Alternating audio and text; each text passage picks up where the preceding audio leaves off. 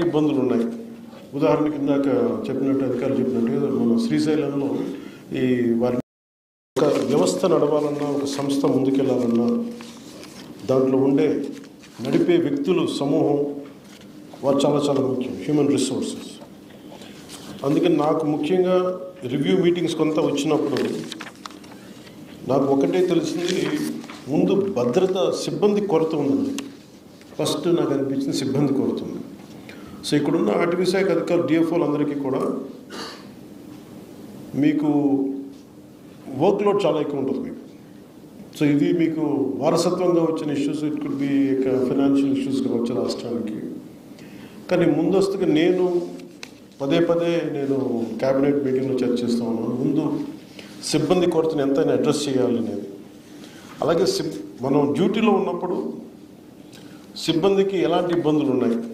ఉదాహరణకి ఇందాక చెప్పినట్టు అధికారులు చెప్పినట్టుగా మన శ్రీశైలంలో ఈ వారి మీద దాడి కానీ, ముందుగా అధికారులకు కానీ సిబ్బందికి కానీ చేసే విధి నిర్వహణలో భయం లేకుండా నిర్వర్తించగలిగితే, మాకు మేము విధి నిర్వహణలో మమ్మల్ని ఏదన్నా ఆటంకాలు ఎదురొచ్చినా కానీ మేము నిలబడాలి అంటే ఖచ్చితంగా అది మనందరం ఒక సమిష్టి కృషి చేయాలి. దానికి ఒక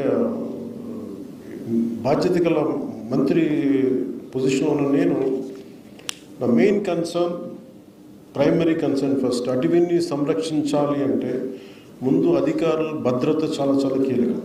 సో దాని మీద మేము ప్రత్యేకించి నేను చాలా స్పష్టత ఉంది. ఎనీ పొలిటికల్ ఇష్యూస్ వచ్చినా కానీ, పొలిటికల్ ఒత్తిళ్ళు వచ్చినా కానీ చాలా చాలా స్పష్టంగా, ఇంక్లూడింగ్ కూటమి పార్టీల్లో ఉండే వ్యక్తులు కానీ, ఎమ్మెల్యేలు కావచ్చు, మిగతా ఏ స్థాయి వ్యక్తులైనా కావచ్చు, వెరీ క్లియర్ కట్ ఇండికేషన్ ఇవ్వడం జరిగింది. ఎట్టి పరిస్థితుల్లో కూడా మీరు లైన్ దాటకుండా డ్యూటీ చేసే అధికారులని మీరు ఎట్లా ఇబ్బంది పెడితే మటుకు కాన్సిక్వెన్సెస్ చాలా 100% అప్లై అవుతాయి. దయచేసి ప్లీజ్ అనేది దాంట్లో భాగం మీరు చేసుకుంటూ వచ్చాం. అలాగే ఫ్రంట్ లైన్ అటవీ సిబ్బంది చాలా కష్టమైన పరిస్థితులు పనిచేస్తూ ఉంటారు. వారి భద్రతా సంక్షేమం కోసం ఈ ప్రభుత్వం ఎల్లప్పుడూ కట్టుబడి ఉంటుంది. మొన్న మధ్యన అమరవీరుల దినోత్సవం గుంటూరుకి వెళ్ళినప్పుడు నాకు తెలియజేశారు, అటవీ సిబ్బంది సంక్షేమ నిధిని అవసరం ఉంది, ఏర్పాటు చేయాలంటే దానికి 5 కోట్ల నిధిని గౌరవ ముఖ్యమంత్రి నారా చంద్రబాబు నాయుడు గారి నాయకత్వం అటవీ సిబ్బందికి 5 కోట్ల రూపాయలు నిధిని ఏర్పాటు చేశారు. సో మిగతా మెయిన్ పాయింట్స్కి వెళ్ళబోయే ముందు just I would like to conclude this point. మీ భద్రత అలాగే సిబ్బంది కొరత ఇవి మా దృష్టిలో ఉన్నాయి. చాలాసార్లు రాహుల్ పాండే గారు కానీ ఇంతకు ముందు పీసీసీఎఫ్ గారు కూడా చెప్పారు, ఇది దృష్టిలో ఉంది. నేను ఛార్జ్ తీసుకున్నంత లోపే దీన్ని I try to address it as best as I can. I give you that.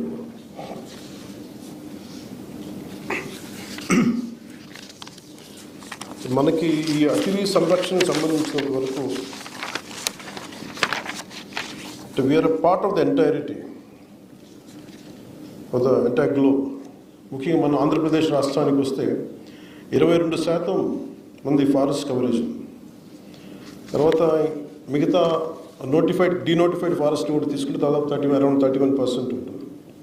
ప్రత్యేకించి మధ్యలో ఢిల్లీ నుంచి కొంతమంది అటవీ శాఖ ఉన్నతాధికారులు వచ్చి మాట్లాడుతున్నప్పుడు ఒక అస్టానిషింగ్ న్యూస్ ఏం చెప్పారంటే, ఇంక్లూడింగ్ 22% నోటిఫైడ్ ఫారెస్ట్లో కూడా అసలు ఎంత అడవి ఉంది అనేది చూస్తే చాలా డెవలప్ చేయాల్సి ఉంది. కొన్ని చోట్ల అడవి లేదు. అది అంటే 22% అని చెప్తున్నా కానీ యాక్చువల్ 22% నోటిఫైడ్ ఫారెస్ట్. బట్ దాని వెనక ఎంత అటవీ మన పచ్చదనం ఉందనేది కూడా కొంత క్వశ్చనబుల్ అని చెప్పి మీకు ఇంకోసారి ప్రత్యేకించి తెలియజేస్తానని చెప్పి ఐ థింక్ మీరు దాన్ని కూడా ఒకసారి దృష్టిలో పెట్టుకోవాలి. దాన్ని నెక్స్ట్ టైం ఉన్నతాధికారులతో కూర్చున్నప్పుడు దాని రివ్యూ మీటింగ్లో దాన్ని అడ్రస్ చేస్తాం.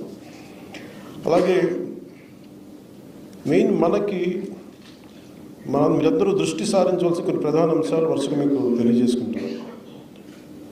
ఒకటి, ఎన్క్రోచ్మెంట్ జరిగిపోతూ ఉన్నాయి. ఏది ఫారెస్ట్ భూమి, ఏది రెవెన్యూ భూమి. మధ్యన శ్రీశైలం టెంపుల్ది కూడా గొడవలు between revenue department and forest department ఇవన్నీ నడుస్తూ ఉన్నాయి. దాంతో కొన్నిసార్లు చేసాం. So you will have a great challenges as you keep addressing it. Sometimes it could be in the name of development, it could be due to developmental issues. You have to adjust certain things, you have to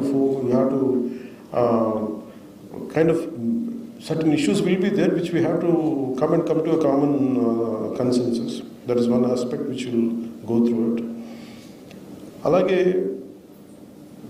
ఈ ఎన్క్రోచ్మెంట్కి సంబంధించి మేము lead తీసుకున్నాక చిత్తూరులో కూడా అంతకుముందు చేసిన ministers కూడా ఈ డిపార్ట్మెంట్ హెడ్ చేసిన వాళ్ళు ఇది వాళ్ళ స్వంత ఆస్తిలాగా వాళ్ళు ఎన్క్రోచ్ చేశారు. మాకు ఒకటే ఏమనిపించిందంటే ఇంతమంది ఉన్నతాధికారులు ఉండి డిఎఫ్ఓ స్థాయిలో కావచ్చు, దానికి మించిన బీట్ ఆఫీసర్స్ కావచ్చు, ఎవరు కూడా దాన్ని ఎందుకు హైలైట్ చేయలేకపోయారని అనిపించింది. కనీసం దాన్ని ఎందుకు దీన్ని ఇంత బలంగా తీసుకురాలేకపోయారు, పబ్లిక్లోకి ఎందుకు తీసుకురాలేకపోయారు అనిపించింది. అందువల్ల మీ ప్రథమ బాధ్యత, మనందరి ప్రథమ బాధ్యత టు ప్రొటెక్ట్ ద ఫారెస్ట్. ఉన్న 22%లోనే పచ్చదనం తక్కువ ఉంది, దాన్ని ఒకటి డెవలప్ చేయడం. 2 డీనోటిఫైడ్ ఫారెస్ట్లో మనం కూర్చోబెట్టి ఇంకో 31% పెరిగింది. మన టార్గెట్ 2047కి it should be 50%. But it is a tough challenge. అదంత తేలికేంది కాదు. But we will come together, will work together, will see how we can take it forward.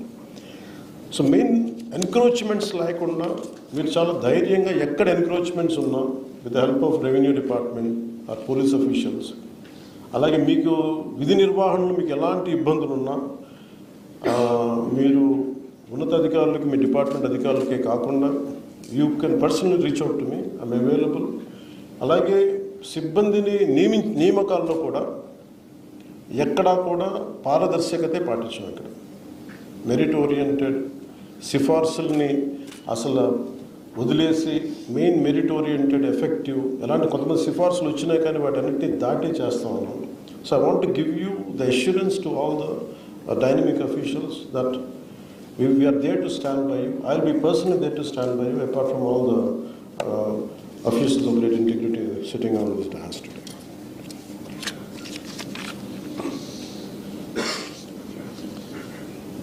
So 50% ఈ కవరేజ్కి మనం ఏమేం చేయాలనేది time to time will give a road map for it. అలాగే Andhra Pradesh great green wall మనం start చేసింది ఎక్కువ ప్రభుత్వం వచ్చాక. మన తీర ప్రాంతం అంతా శ్రీకాకుళం నుండి నెల్లూరు వరకు వ్యాపించే గ్రేట్ గ్రీన్ వాల్ చాలా గొప్ప ప్రయత్నం.